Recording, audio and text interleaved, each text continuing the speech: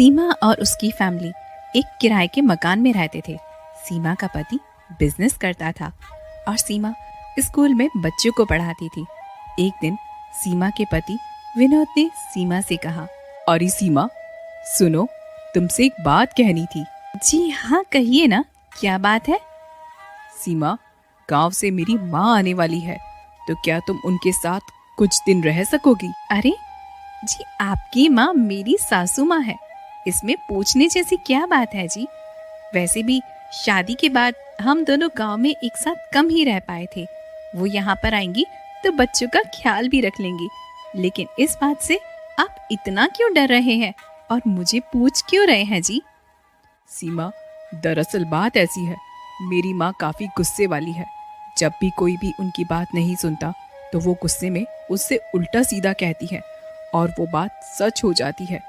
इसलिए गांव के लोग उनसे काफी परेशान रहते हैं और मेरी माँ उन्हीं के तानों की वजह से यहाँ आ रही है। सीमा, अजी, ऐसा कुछ नहीं होता है।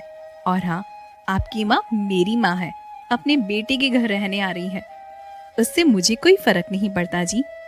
सीमा विनोद की बातों पर ज्यादा ध्यान नहीं देती और कुछ दिन बीतने के बाद विनोद की माँ यानी सीमा की सास शांति घर पर आ जाती है।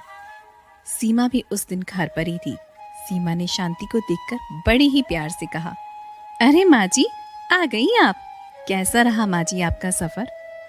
अरे बहू, कुछ मत पूछ, पूरे रास्ते उस ऑटो वाले ने मेरा दिमाग खराब कर दिया।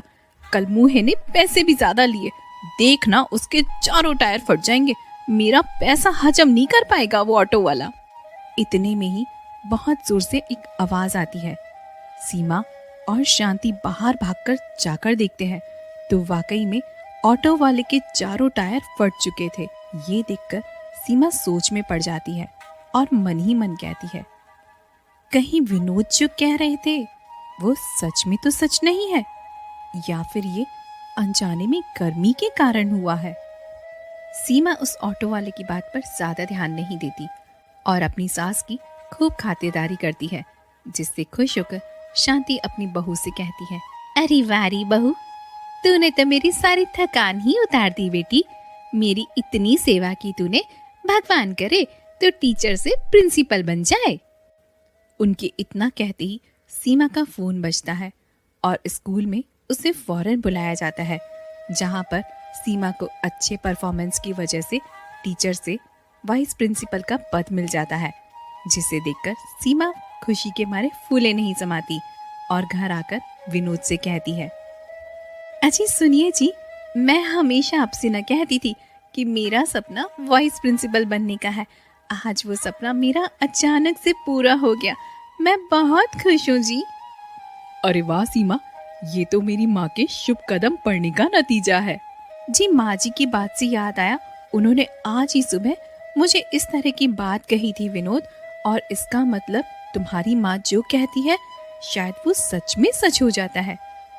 विनोद और सीमा बहुत ही खुश थे और इतने में शांति वहां आ जाती है और दोनों को एक साथ देखकर गुस्से में कहती है, अच्छा तो तुम दोनों यहाँ गटर गट कर रहे हो? मैं बच्चों को लेकर कब से बाहर बैठी हुई हूँ। कुछ खाना बनाया या नहीं बनाया बहू, या ऐसे ही एक दूसरे को देखकर पेट भर लोगे? नहीं नहीं माँ जी, आज तो बहुत खुशी का दिन है। लीजिए माँ जी, मुंह मीठा कीजिए। आपको पता है मैं टीचर से प्रिंसिपल बन गई हूँ। जैसे ही सीमा अपनी सास का मुंह मीठा कराती है, वैसे ही सीमा के घर उसकी सहेली आ टपकती है। वो सीमा से बातें करने लगती है और सीमा अपनी सास की भूख वाली बात को भूल जाती है। तभी उसकी सास गुस्से में कहती है, अरे बहू, मैंने तुमसे कहा था कि मुझे बहुत भूख लग रही है और ये न जाने कैसे कैसे बीच में मुंह उठाकर तुम्हारी सहेलियां टपक जाती है। ऐसे लोगों के ऊपर तो पंखा गिर पड़े, न जाने कहां कहां से चली आती है तुम्हारी सहेलियां। उनके इतना कहते ही छत पर लगा पंखा सीमा की सहेली के सर पर आ गिरता है। सीमा ये नजारा देखकर समझ जाती है कि वाकई में उनकी सास की जुबान काली है। एक दिन की बात है, सीमा और विनोद को अपने काम की वजह से घर में आने में देरी हो जाती है और इधर उनकी सास बच्चों से परेशान हो चुकी थी। उनको इतना गुस्सा आ रहा था कि वो किसी से कुछ भी ना कह पा रही थी। तभी सीमा और विनोद घर पर आते हैं। उन्हें देखकर शांति गुस्से में कहती है, आ गए तुम दोनों मटर गश्ती करके। यहाँ मैं इन शैतान बच्चों के मारे मरे जा रही हूँ। इन बच्चों ने मेरा जीना हराम कर दिया है। तुम दोनों ने तो मुझे परेशानी कर डाला है और अपने गले की फांसी मेरे गले में डाल दी है। जिस दिन तुम दोनों की नौकरी जाएगी ना, उस दिन तुम दोनों को मालूम पड़ेगा ये बच्चे कितने शैतान हैं। भगवान करे तुम दोनों की नौकरी चली जाए। उनके इतना कहते ही वो दोनों घबरा जाते हैं और कहते हैं, अरे माँ, ये क्या कह दिया तुमने? कम से कम बोलने से पहले सोच तो लिया करो माँ। तुम हमारे पेट पे लात मार रही हो। तू चुप कर जोरू के गुलाम। अगर बहू ना होती तो तुझे एक झापट ऐसी कसती कि दूसरी न मांगता। उनके इतना कहते ही कुछ कर्जदार विनोद के घर आकर विनोद को 2-4 झापड़ लगाकर गुस्से में कहते हैं, ए विनोद, तुझे कितनी बार हमने कहा है हमारा कर्जा दे दे, हमारा कर्जा दे दे, मगर तू हमारा कर्जा लौटा ही नहीं रहा है। आज हम तुझे लास्ट वार्निंग दे रहे हैं। अगर तूने कल तक हमारा सारा कर्जा न उतारा तो हम तेरे घर का सारा सामान यहाँ से उठा के ले जाएंगे। समझाना विनोद। थोड़ी देर बाद विनोद के ऑफिस से और सीमा के स्कूल से एक फोन आता है और उन्हें काम से निकाल दिया जाता है। एक दिन में दो आफत देखकर वो दोनों काफी परेशान हो जाते हैं। तभी विनोद शांति से कहता है, माँ, आपने अपनी काली जबान से इस घर में चली आ रही शांति को भंग कर दिया है माँ। आज हम दोनों की नौकरी चली गई है। अब हम कैसे जी पाएंगे माँ? माँ, तुम एक काम करो, तुम आज ही यहाँ से गांव चली जाओ ताकि हम दोनों पति पत्नी शांति से रह सके। हाँ हाँ बेटा, चली जाऊंगी। कौन सा मुझे भी जिंदगी भर यहाँ रहना है। लेकिन तुम दोनों के बच्चों ने आज जो मेरा दिमाग खराब किया है ना, ऐसा मन कर रहा है कि इनकी तो। सीमा तभी उन्हें गुस्से में टोकते हुए कहती है, चुप रहिए माँ जी। अगर इन बच्चों के लिए आपने अगर आज कुछ कहा तो मुझसे बुरा कोई ना होगा। शांति गुस्से में अपने कमरे में चली जाती है। तभी विनोद सीमा से कहता है, सीमा, अब हम क्या करेंगे? हम दोनों की नौकरी भी चली गई। कल सुबह कर्जेदार वाले आकर हमारा घर का सामान ले जाएंगे। मेरा तो सोच सोच कर दिमाग खराब हो रहा है।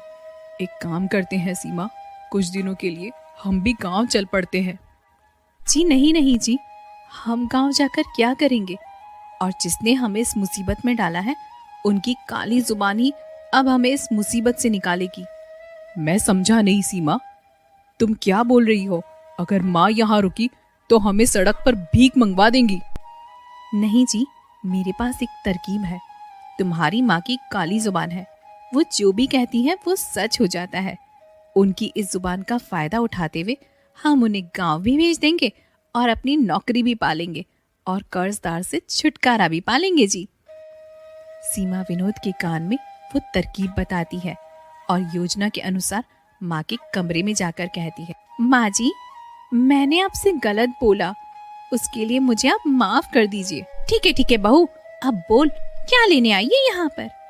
माँ जी, एक बात कहनी थी आपसे। जब हम इस घर में आए थे तो हमारे मकान मालिक ने हमें एक पत्र दिया था जिसमें लिखा हुआ था कि जो भी वो खत एक सांस में बिना रुके पड़ेगा वो उसे ये घर दे देगा और अपनी सारी जायदाद भी दान में दे देगा। माँ, विनोद बता रहे थे कि आप बहुत ही पढ़ने में धुरंधर हैं।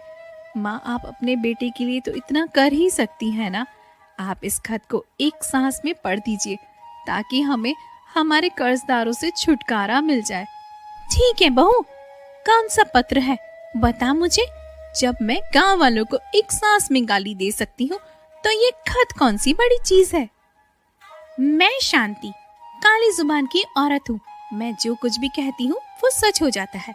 मैं आज ये कहती हूँ कि मेरी वजह से मेरे बेटे और बहू की नौकरी गई है, उन्हें इससे भी अच्छी नौकरी मिल जाए और जो कर्जदार मेरे बेटे को परेशान कर रहे हैं वो इस घर का रास्ता भूल जाएं और मेरा बेटा और मेरी बहू दोनों खुश खुश हो जाएं, ताकि उन्हें खुश देखकर मैं तो गंगा नहाने चली जाऊंगी और हिमालय पे हमेशा के लिए अपना जीवन यापन कर लूंगी और अपनी काली जुबान से फिर किसी को भी कुछ भी नहीं बोलूंगी। उनके इतना पढ़ते ही विनोद और सीमा को एक नई नौकरी का ऑफर आ जाता है और कर्जदार भी विनोद का घर का रास्ता भूल जाते हैं। दूसरे दिन सुबह शांति अपना बैग लेकर कहीं जाने लगती है। सीमा बेटी, मैं यहाँ से जा रही हूँ। अरे माँ जी, आप हमें छोड़कर कहाँ जा रही हैं? देख बेटी, मैं हिमालय जा रही हूँ। तुम खुश तो मैं खुश। वैसे भी तुम लोगों की चेचे मैमे सुनकर मैं पक गई हूँ बेटी। अब मैं वहीं जाकर रहूंगी। हर हर महादेव, हर हर महादेव। ये कहकर शांति हमेशा के लिए हिमालय पर अपना जीवन यापन करने चली जाती है।